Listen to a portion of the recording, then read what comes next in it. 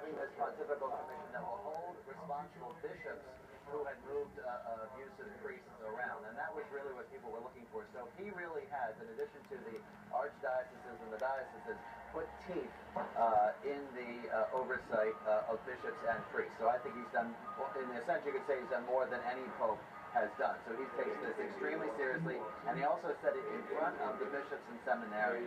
It's a very strong message and very strong actions, I believe. Let's turn to other topics in the Pope's speech. Father Beck, very interesting.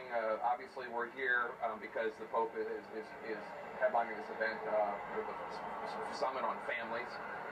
And he had a remark that is rather sharp about marriage. Until recently, we lived in a social context where the similarities between the civil institution of marriage and the Christian sacrament were considerable and shared. That is no longer the case. He's talking about same-sex marriage there.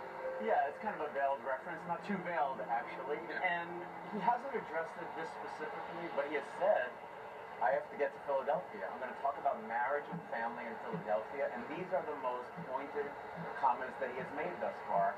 But he goes on to say, while everyone may not fall into these categories, he talks about a supermarket and a small store. We used to be more like the small store.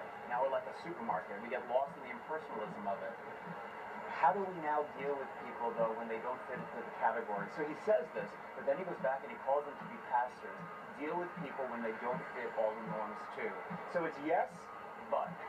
And Father Martin, there were bishops and someday priests, soon-to-be priests, seminarians in that audience, and he was giving some instructions there on the best way to do that job. A Christianity which does little in practice while incessantly explaining its teachings is dangerously unbalanced, he said. What does that mean to you? Yeah, I mean, it's one of my favorite lines. Basically, if you're just standing there in front of people as a priest telling them what the church teaches and waving your finger in their faces, that's not enough. In fact, he says it's a vicious cycle because people get shut out. What he wants, to use one of his most important words, is accompaniment. He wants the pastor to be there, and he even says that the pastor should be willing to waste time with families, to enjoy spending time with families, rather than just preaching at them, to really be a model of Christian discipleship.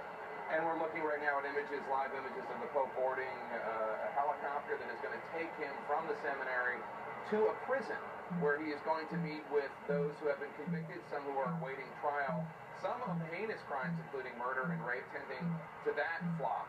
The crowd's already gathering here outside the Philadelphia Museum of Art on Ben Franklin Parkway for his giant outdoor mass that will be held this afternoon. They're expecting as many as 2 million people. We'll take you there to the prison next.